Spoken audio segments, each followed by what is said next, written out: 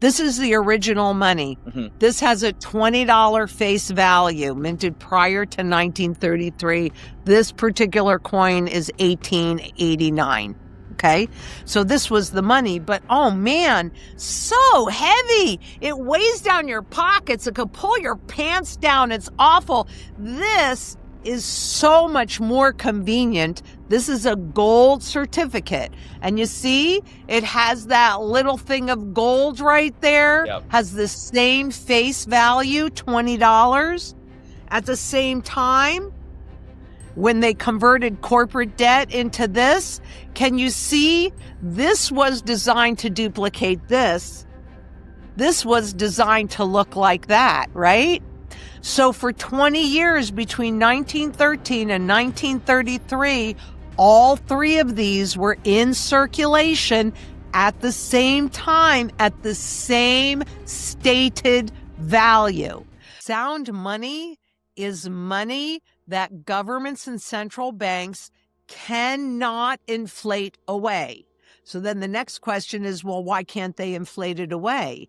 And the reason is because both physical gold and silver are used in every single sector of the global economy. So it has the broadest base of buyer. So maybe the buyer over here is slowing down, but one over here is speeding up. And they have never been able to figure out how to recreate a lot of the properties that both gold and silver contain. So that is what sound money is. It cannot be inflated away, whereas this money, and certainly digital money, is easy to inflate away. And in fact, that's by design. Why? Because it costs nothing to create this. And central banks generate their income in the difference between the cost of money creation and how much they sell it to you and me for. So as example, if they're doing a $100 bill, as example, it costs them actually I think it's either 6 or 7 cents to create a $100 bill. Less if all they're doing is pushing a button. So this digital money costs nothing to create. Now, having said that, I know that they talk a lot about the cryptocurrencies, and this is a physical representation of a Bitcoin, because we know it doesn't have a physical body, that looks an awful lot like this.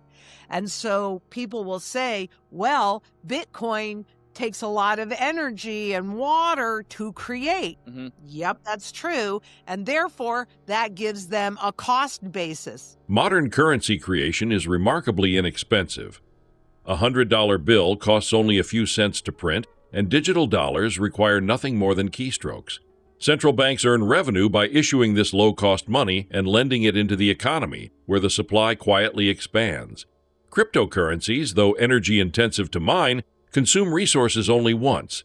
Their digital units can be infinitely copied or traded without physical permanence. In contrast, gold is indestructible and endlessly reusable. It can circulate through jewelry, technology, finance, and industry without losing its essence, giving it a durability no synthetic system can replicate. But here's the main difference. When it's created using up that energy in that water, it's used up. Whereas gold is indestructible. Yeah. So that means it can go from the monetary system to the jewelry system, to the solar system, to every area, food, whatever. And so you can actually reuse that energy an indefinite amount of times, right? Constantly, because it's indestructible. So that is huge. So broadest base of demand, this stuff demand in one place. So when that demand goes away, you got a problem. Right. This sound money, total broad-based demand, and you get to reuse it. Now, silver does get used up in production, but gold does not. When you talk about sound money, gold and silver, right? What does that look like in terms of as a medium of exchange? Because you kind of mentioned in 1971, Richard Nixon severed the dollar's link to gold. But can you explain to my audience what that means? Because the dollar was linked to gold. So the dollar was as good as gold back in those days, correct? Or can you explain that a little bit more if I'm off there? And by the way, if you want any of these images or any links to anything that we're talking about, I'm super happy to provide them. And in the beginning, and you can see how teeny weeny this is, right? This is a $1 gold coin. Mm-hmm. So it's a 20th of an ounce of gold to a 1 ounce silver coin. Okay. And then you had in 1913, they legalized the Federal Reserve. So this backed a dollar, a 20th of an ounce. When they legalized the Federal Reserve, they enabled this 20th of an ounce to now back $2.40. And so they printed a whole bunch of actually Federal Reserve notes to the basis of gold. They used corporate debt to convert into these Federal Reserve notes. Mm-hmm. For much of U.S. history, the dollar represented a specific amount of gold.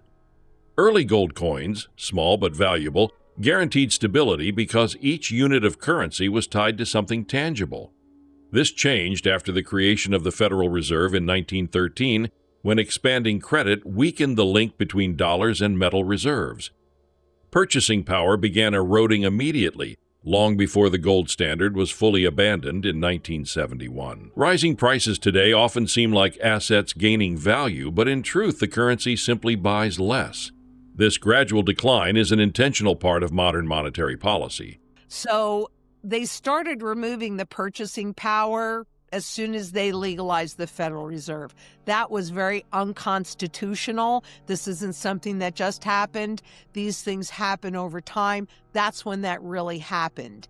And I would encourage anybody that's watching this to go on the FRED, the Federal Reserve Education Department, and in the search bar, put up purchasing power of the consumer dollar.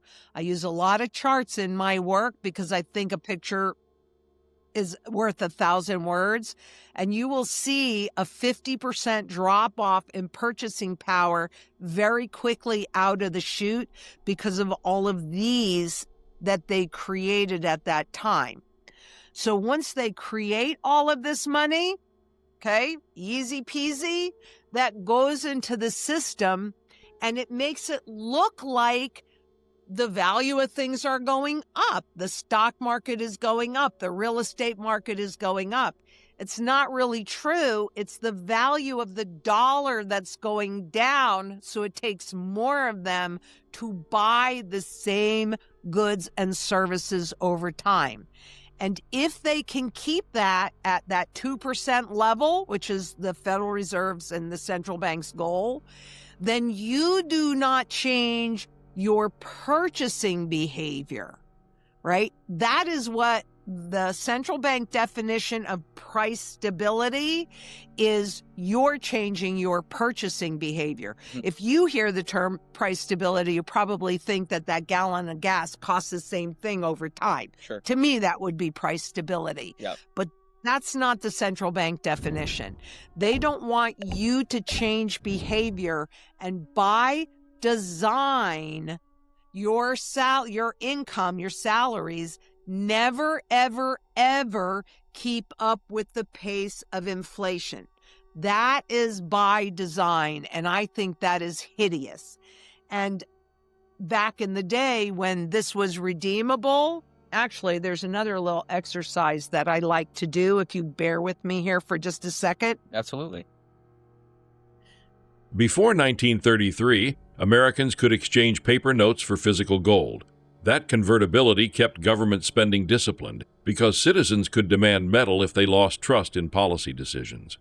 When gold redemption ended, paper currency continued circulating, unchanged in appearance, masking the profound shift in power. The state gained control over money creation, while the public lost the ability to enforce accountability through redemption. Decades later, Quantitative easing and digital finance accelerated this transformation. Even cryptocurrencies, positioned as alternatives, require specialized knowledge and still depend on systems that lack the universal transparency of a globally recognized metal standard. This is the original money. This has a $20 face value, minted prior to 1933. This particular coin is 1889. Okay, so this was the money, but oh man, so heavy. It weighs down your pockets. It could pull your pants down. It's awful. This is so much more convenient. This is a gold certificate. And you see, it has that little thing of gold right there. Yep. Has the same face value, $20. At the same time, when they converted corporate debt into this, can you see? This was designed to duplicate this. This was designed to look like that, right? So for 20 years, between 1913 and 1933, all three of these were in circulation at the same time, at the same stated value. But they had printed so many of these that it was too expensive for them to continue to put out 1 ounce gold coins. So in 1933, they took these two away. But we were used to using these for 20 years. We were used to using this. So people thought that it was just the same, and they thought nothing had changed, when in reality, the public lost its power. Because up until that point, if you didn't like what the government did or the central bank was doing, you could walk into any bank with this and walk out with this. Right. So gold, redeemable gold in the monetary system, forces fiscal responsibility. I bring this up because it was January of 2009 when they brought out Bitcoin for the first time, right? Now, this is just a physical representation of it. Yep. But at the same time that they did that, they also, in March, they brought out quantitative easing. And we've now had, almost 20 years of having Bitcoin in the system. And the way that they get people to engage with it, because they need adoption. They need things to seem normal. Not all forms of gold ownership are equal. Mining stocks represent companies, not metal. ETFs track prices but rarely grant access to physical bars. Trust structures allow financial institutions, not holders, to control the underlying gold. True ownership means the ability to redeem metal on demand. Modern platforms that combine digital convenience with physical backing attempt to bridge old and new systems, but scrutiny remains essential. The financialization of commodities has increasingly divorced price discovery from real-world supply. Markets often reflect trading algorithms rather than genuine demand, distorting perceptions of scarcity, value, and monetary stability. And what they do is they let it run. So in the 20s, I'm sure you guys have all heard about the roaring 20s. Well, that was because of all the new money that they printed and pushed into the system. So it made people feel rich, right? And it's the same thing with the cryptocurrencies, that the physical representations are what? Gold, silver, and platinum. Mm-hmm. They want you to think that this is the same. They want you to think that the dollar is as good as gold because there were restrictions. But over time, our government reduced the amount of gold that backed the currency. And so, it's really a huge problem. And now with the cryptocurrencies, you have to be a very specific kind of engineer to be able to go in and read that code. Mm-hmm. So I'm wondering if there's some way that, I don't know, maybe we could be taken advantage of. And that's why I'm working really hard to get redeemable gold back in the global monetary system again, because I want you to have your power back. And that's power over the government. Right. In the Constitution, people were at the head. The states were supposed to support individual rights, and the federal government was supposed to support the states that were supposed to support the individual rights. That's all flip-flopped. Yep. We need to get back to that. We need you to be at the top. You know, you can look at something like kinesis or something like lint. So, you know, you want layers. You don't want just one. And the reason why I bring those two entities up is because those have like a MasterCard on the top, but they're actually based upon your gold holdings. So it is an easy way in today's technology to own gold that is redeemable.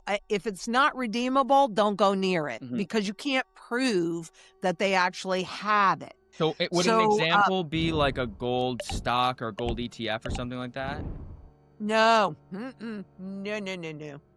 First of all, a gold stock is typically a miner's stock. And so miners are companies, but you don't really own the underlying gold. Right. An ETF, presumably there's a basket of gold and or silver underneath that, but you don't have any access to it. The administrator does, like JP Morgan Chase. Right.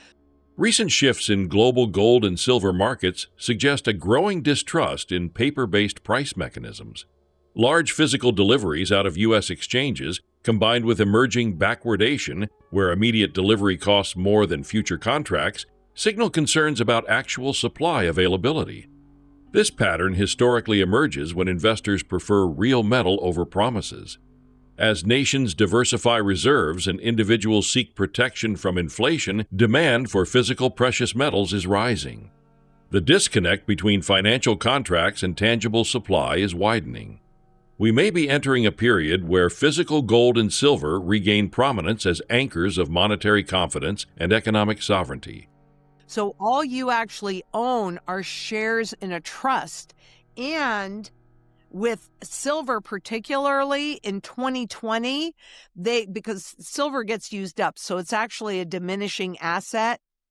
But in 2020 or 2021, they actually had to change the SLV prospectus so that it is simply designed to mimic what happens in the spot silver market and in the spot gold market.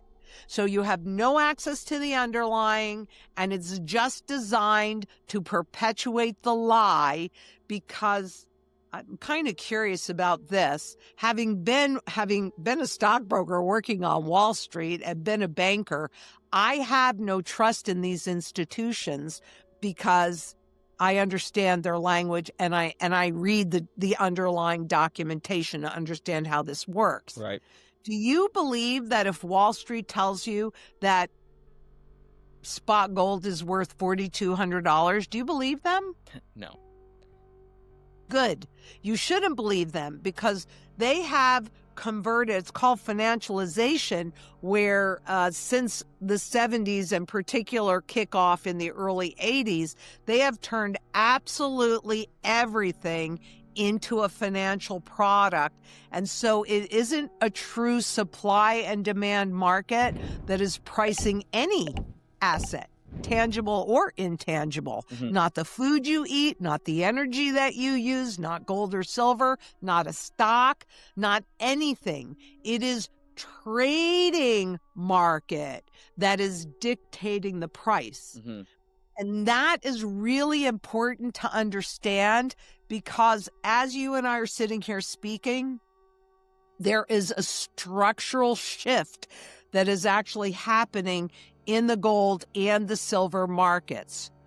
And this shift really started last January when, do you remember when all of this physical gold and silver was shipped to the U.S.?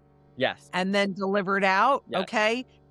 In the U.S., that's primarily a contract market. So they're buying the contract and they're selling the contract to make that little bit of pickup in the difference. And in theory, and you can take delivery, but that's what happened in January. And so a lot of the metals, both gold and silver, were shipped over and then delivered out. here's the thing. Recently, we've had what's called backwardation that has happened in both the gold and silver markets. And what that means is that the current price to take delivery today is higher than the future price to take delivery in the future.